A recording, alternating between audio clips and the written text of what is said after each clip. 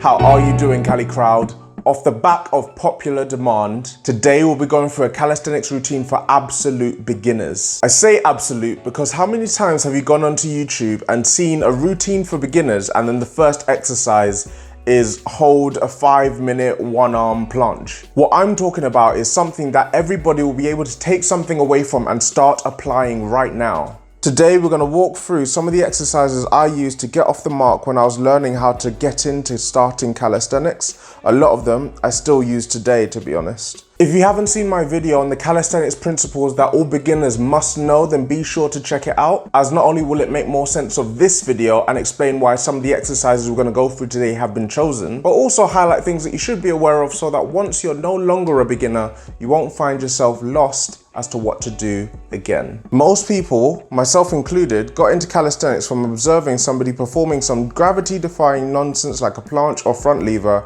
and so we leapt onto YouTube to see how we can learn how to do that ourselves. And that's great. We should definitely have ambitious goals, but before we even begin to start taking steps towards them, we must address the limiting factors, and usually in beginners, it is strength. The routine we're going to go through today is designed to start getting you used to skill work, so giving you a taste of what training for these calisthenic skills could look like, bent and straight arm strength for a wide range of uses, and applicable core stability to start getting you used to building a really strong foundation upon which you can progress from. Enough said, let's get into it with some skill work.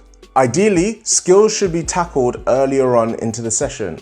This is because they're less labor intensive and so shouldn't detrimentally affect your main workout later on. A beginner skill that's great for calisthenics in early life is the basic frog stand. To perform it, you want to set your hands on the floor, gripping the ground with your fingertips. Try and place your weight on the upper part of the palms of your hands, as in the underside of your knuckles. Then raise your legs so that your elbow supports the inside of your knees and lean forward, leaving your toes to lightly support you on the ground. A lot of people get scared of falling flat on their face, understandable. So if it makes you feel more comfortable, feel free to have a cushion on the floor in front of you. Once you get a bit more confident in the basic frog stand, we can do away with the cushion and start to take our toes away from the floor, balancing solely on the hands in the standard frog stand. This skill is a great way of introducing yourself to the world of hand balancing and has excellent applications for eventually developing strength and balance in skills such as the handstand push-up, and even planche. Getting into some strength work now, and to make it easy, I've segmented the exercises out into pushing movements and pulling movements. I've also tried to go for exercises which can practically be made easier or more difficult depending on your level. So jumping straight into it with the pike push-up. The setup is very simple. You get into a downward dog position and then come on to your tiptoes. Next, walk your hands as close to your feet as you feel comfortable, shifting your weight further onto your hands as you do so. Now, your pike mobility may hinder you a little bit, but don't worry about that too much for now. Even though this is classed as a vertical pressing movement, proper form dictates that when we press, our head should move in a diagonal line, with our elbows aimed backwards towards our feet. So an example of what not to do is the head moving in a straight up and down motion with the elbows splay outwards. If this is too much of a struggle for you, then increase the gap between your hands and feet until you feel you can perform the pike press. And if you still feel that that's too hard for you, then just decrease the range of motion so that you're only going as deep as you feel comfortable. This exercise is excellent for developing strength in overhead pressing and getting us used to getting our arms relatively above the shoulders. Moving on to some horizontal pressing now, and not much beats the push-up. This exercise is so versatile and amazing, and yet many discount it in calisthenics because it's a little bit vanilla. Just make sure you keep everything tight, go through a full range of motion, and avoid the classic mistakes such as the valley back that comes from not engaging your core. We can also regress the push-up by simply elevating our hands. This is far more preferable to the version of the push-up where we have our knees on the floor. The reason for this is because the bent knee version encourages our back to bend, and we're trying to avoid that. The final pushing movement targets something which is often overlooked, which is building straight arm strength. And for this, we're going to go with the assisted L-sit press. Set yourself up with your feet resting on something elevated. I'm using a platform, but you can use yoga blocks or books. Next, lock the elbows out and press down in what is effectively a floor L-sit. This is an exercise that will do wonders at getting you used to using the muscles involved with pressing from the shoulders and not from the triceps and chest. In this move, it is very tempting to want to push from these muscles as it is the path of least resistance.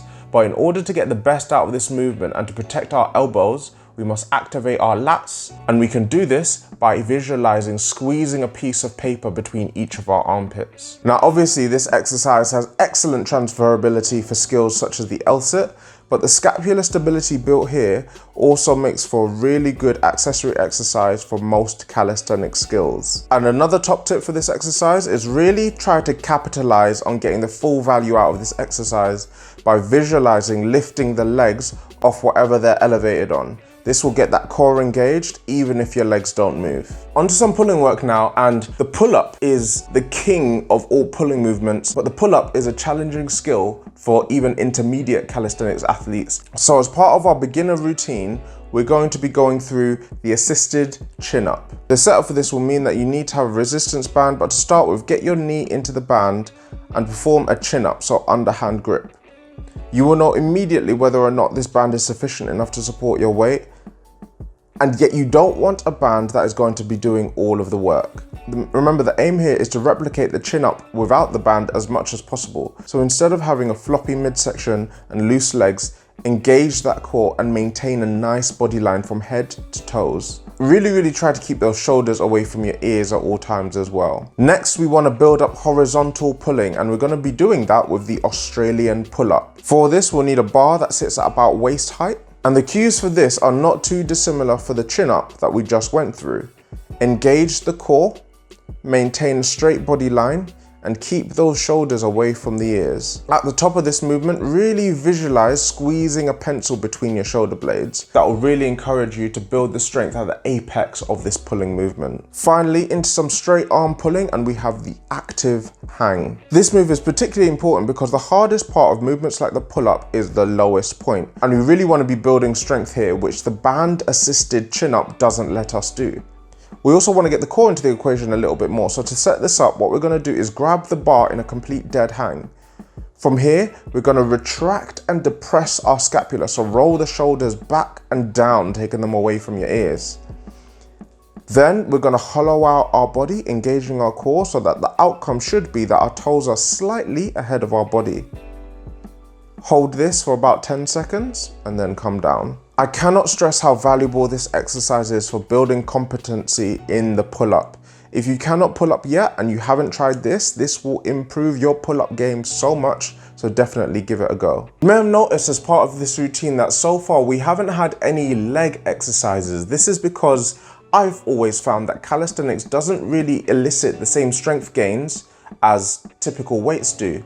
So my default for legs is going to be your classic squat, deadlifts, lunges, and glute bridges. But if you know of a calisthenics leg exercise that I'm not thinking of, then definitely drop it down in the comment section below. I've also not given you a strict timetable upon which to do this routine as well. This is deliberate.